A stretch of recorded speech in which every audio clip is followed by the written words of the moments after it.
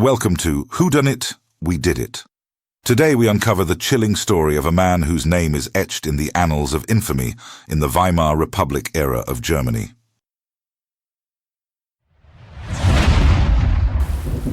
Fritz Angerstein seemed to live a quiet life in the town of Haiger in the Weimar Republic, today Germany. As a respected director of a limestone quarry, he was a man of stature in the community. But beneath this facade lay a soul tormented by financial desperation and a mind teetering on the edge of sanity. On the fateful night of December 1st, 1924, Angerstein's hidden darkness erupted in a horrifying spree of violence that left 8 people dead within hours. His victims included his own family and unsuspecting colleagues, all brutally murdered in the home they shared. The sheer brutality and the calculated nature of his crimes shocked the nation and made headlines far and wide. Angerstein's actions, along with those of other notorious killers like Fritz Hamann and Peter Kürten, became emblematic of the chaotic and lawless times in post-World War I Germany. His trial was one of the 3 great mass murderer trials of the era, drawing immense public and media attention. Join us as we unravel the details of Angerstein's life, his descent into madness, and the chilling events of that December night. How did a seemingly ordinary man become a monster capable of such horrific acts? What drove him to murder his loved ones and colleagues? And what was the aftermath of his bloody rampage? Prepare yourself for a journey into the darkest corners of the human psyche as we explore the case of Fritz Angerstein, a tale of madness, murder, and mayhem. This is Who Done It? We Did It.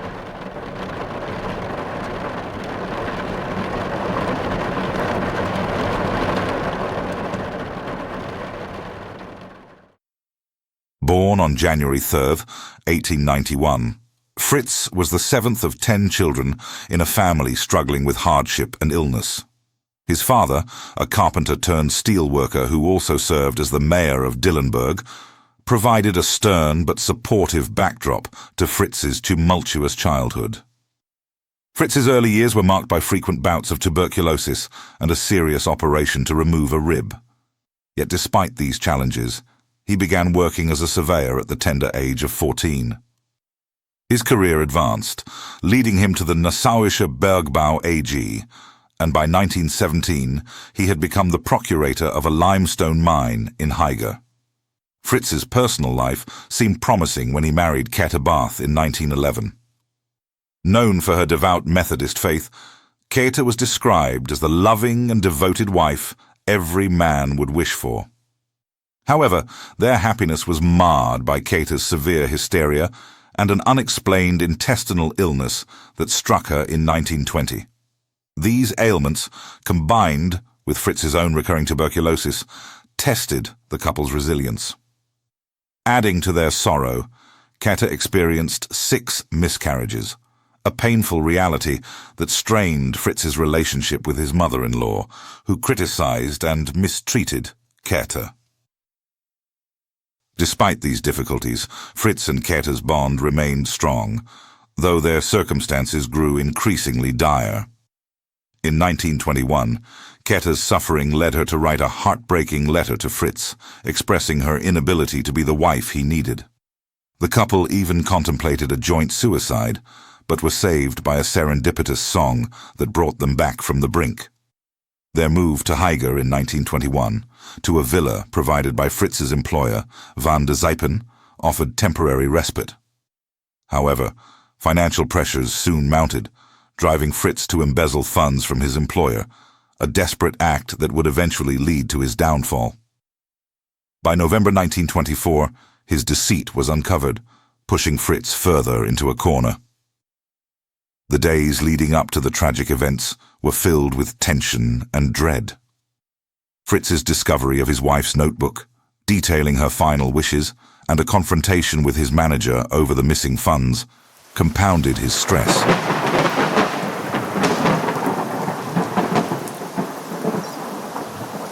The night of November 30th to December 1st, 1924, would forever stain the history of the quiet town of Haiger. On the night of November 30th, a series of startling gunshots outside their home triggered a severe reaction in Käthe, exacerbating her already fragile health. As midnight passed, his wife Käthe began experiencing severe heart pain. Fritz, torn between calling a doctor and staying by his wife's side, was ultimately persuaded by Käthe to fetch her mother instead. After a brief visit with his mother-in-law, Angerstein returned to Käthe's bedside. Käthe, lying weakly, read him a letter as he changed a vomit-stained pillowcase. Overhearing a conversation between Käthe and her mother about a troubling letter from his brother-in-law claiming he had syphilis and warning of its contagious nature, agitated Fritz deeply. This discussion triggered a recollection of Käthe once expressing a wish to die simultaneously with him. In a moment of profound despair, Fritz resolved to end both their lives. When Käthe fainted, he retrieved his revolver, but upon his return, Käthe regained consciousness. Grabbing his hand, she took the revolver and uttered, "His own wife, Lord, forgive him," before fainting again. In a frenzied state, Fritz seized a hunting dagger and stabbed Käthe 18 times, killing her. Desperate to end his own life, Fritz fled to his study and attempted to shoot himself. But the revolvers malfunctioned. He then sought a hand axe in the cellar, planning to sever his own hand, but was interrupted by the screams of his mother-in-law. Overcome with rage at her perceived mistreatment of Käthe, he ran back upstairs and killed her with the axe. In the midst of this chaos, their maidservant, Minna Stoll, appeared. She tried to escape to the attic, but Fritz caught her and struck her down with the axe, later rationalizing her murder by claiming dissatisfaction with her work. Minna's body was later found burnt on the first floor. Returning to his bedroom, Fritz inflicted further violence on the corpses of Käthe and his mother-in-law, driven by a fear they might revive. His mother-in-law was still moaning, but Fritz washed the axe and his hands in the kitchen before collapsing into a brief sleep. The horror continued when his 18-year-old sister-in-law, Ella Barth, returned home later. Angerstein followed her into the bathroom and killed her with the axe, covering her body to avoid seeing it. The following morning, as the world outside continued unaware, 2 employees, bookkeeper Dittart and clerk Kiel, arrived at the villa. Fritz lured them into his study one by one, locking the door behind them before killing them with the axe. Throughout the day, Fritz's murderous spree extended to the gardener's son, Geist, and another labourer, Dar, both of whom he killed with a hatchet to prevent them from discovering the bodies. Even the family dog was not spared. The German shepherd was found in the locked cellar, its head brutally smashed in. In a chilling moment of calm amid the carnage, a man named Ebert arrived, and Fritz handed him a letter for his brother, dismissing Ebert with a vague explanation about his disheveled appearance, claiming he was sick. Afterwards, Angerstein poured petrol throughout his study on the ground floor and the rooms on the first floor. It's suspected he might have brought the petrol with a truck that was later found a few kilometers outside of town. In a bizarre turn of events, he then went shopping in the city, buying 2 chocolate bars, allegedly for his dear wife, and a flashlight. As the sun set, Angerstein returned home and set the petrol alight, though only the first floor caught fire. In a desperate bid for self-destruction, he stabbed himself multiple times, inflicting severe but non-life-threatening wounds. Then he called for help, weaving a tale of bandits attacking him and murdering everyone in the house. When help arrived, Angerstein recounted his fabricated story of bandits, claiming they had left him for dead after slaughtering his family and employees. This story triggered widespread panic in Haiger, with rumors circulating that 15 to 25 bandits had been seen. Angerstein was swiftly taken to the hospital in Haiger, where he underwent surgery for his self-inflicted wounds. Meanwhile, the town descended into chaos, with extra policemen called in from Siegen and Wetzlar and local militias forming for protection. However, the cracks in Angerstein's story began to show under scrutiny. Renowned forensic expert Georg Popp joined the investigation and quickly raised doubts. The bodies in the villa exhibited signs of rigor mortis, contradicting Angerstein's timeline of the murders. Moreover, Angerstein's fingerprints were found on the dagger and on the bodies, and there were no signs of a robbery.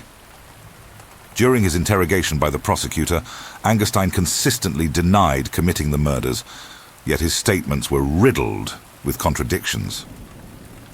Despite his claims, the evidence against him was mounting. As the investigation progressed, Angerstein was formally arrested while still in the hospital. The final blow to his façade came after the autopsies. Confronted with irrefutable evidence, Angerstein eventually confessed to his brother in the presence of a police officer.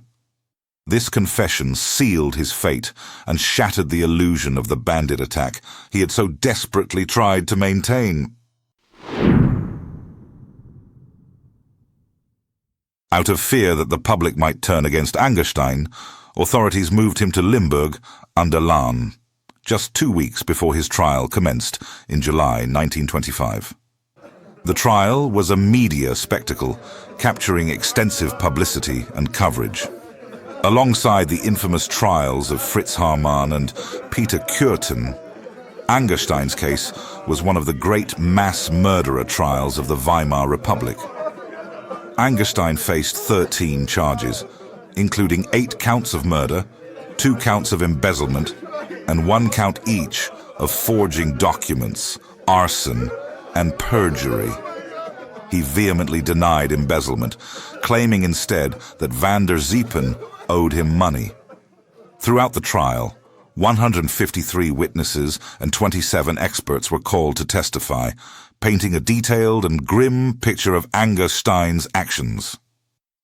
Despite his initial denials, Angerstein eventually admitted to bribery and later to embezzlement. The trial lasted 6 days, and on July 13th, 1925, he was sentenced to death 8 times, 1 for each of the murders. Additionally, he was stripped of his civil rights for life, while the other charges were dismissed. Angerstein accepted the verdict without seeking mercy, acknowledging that his blood was the only atonement for his deeds. The final chapter of Fritz Angerstein's life came on November 17th, 1925. At 8 a.m., he was executed by decapitation with an axe, carried out by executioner Karl Gröppler in the courtyard of the central prison Freiendienst in Dies an der Lahn.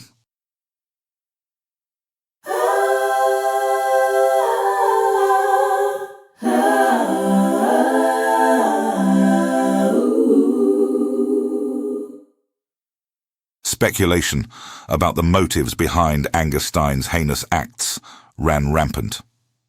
Many believed that paranoia stemming from his embezzlement drove him to eliminate witnesses. This theory was bolstered by his attempted suicide and the erratic behavior leading up to the murders. Rumors also suggested that Angerstein was influenced by the occult, specifically the 6th and 7th books of Moses, which allegedly promised great riches in exchange for the deaths of 9 people. The case gained further notoriety due to claims involving an optogram, a photograph purportedly taken from a dead person's retina. Professor Dohner of Cologne University allegedly captured images from the retinas of 2 of Angerstein's victims. One image reportedly showed Angerstein's face, while another depicted him attacking his gardener with a hatchet. Despite the sensationalism, substantial doubts have been raised about the validity of these claims. This chilling case of Fritz Heinrich Angerstein leaves us with many questions about the human psyche, the impact of illness and desperation, and the lengths one might go to in the grip of fear and paranoia. Join us next time on Who Done It? We Did It, as we explore another dark chapter in history, unraveling the complex motives and circumstances behind some of the world's most disturbing crimes.